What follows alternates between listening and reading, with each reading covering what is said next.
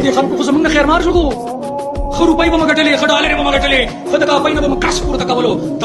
شهسوار یو داسې انسان چې ده به مخکې سندرې ویلې او د سندرو څخه وروسته بیا تبلیغ ته راغی. د هغه په ژوند کې یو داسې بدلون راغی چې خپل ټول ژوند یې د الله دین او اسلام ته وقف کړ. خو له بده مرغه کله چې ټیک ټاک راغی، د ټیک ټاک پیسې او د ټیک ټاک ماحول، خو د ټیک ټاک عیشونوش د شهسوار ذهن او زندگی واپس داسې ورته بدله کړه چې هغه یو ځل بیا دغه فیلډ ته راوستل.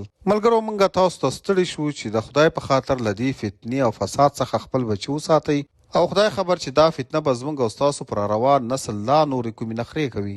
تاسو یقین وکړئ چې همدا شهسوار دومره خوږ او ښه انسان دی چې که تاسو ته کله هم موقع میلاو شو او له ده سره کښېنئ نو زړه به مو نه غواړي چې ورده پاسئ. خو له بده مرغه کله چې دی دغه د ټیک ټاک ګنده ماحول ته راغی نو همدا ښه او ښکلی شهسوار یې له ځان سره ګنده کړ. خو زموږ او ستاسو سره دلته پوښتنه دا پیدا کیږي چې شهسوار سره پیسې مخکې هم وې او اوس یې هم ګټلی شوې، خو کله چې شهسوار په دې پوه شو چې دلته ماته نور څه هم میلاویږي نو هغه له هغه ښکلې دنیا څخه راوستل او دې ګنده دنیا ته انټر کړ. شهسوار چې اوس کوم الفاظ وایي نو یقین وکړئ چې کم از کم زه دلته له تاسو سره نسم شیر کولی.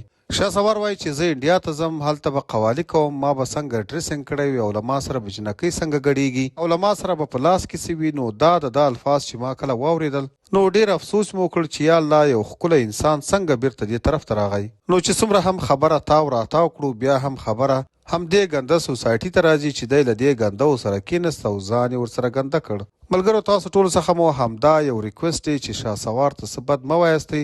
دا په هغه باندې د الله جل جلاله لخوا یو امتحان دی، او که الله مه کړه شهسوار په دې امتحان کې فیل شو نو د معاشرې یو غټ ناسور به ترې جوړ شي. قدرمن دوستانو، تاسو د شهسوار د دې عمل په اړه څه نظر لرئ؟ خپل نظر مو راسره په کمنټ کې خامخا شریک کړئ او د نورو داسې تازه ویډیوګانو دپاره پښتون ټایم یوټیوب چینل همدا اوس سبسکرایب کړئ.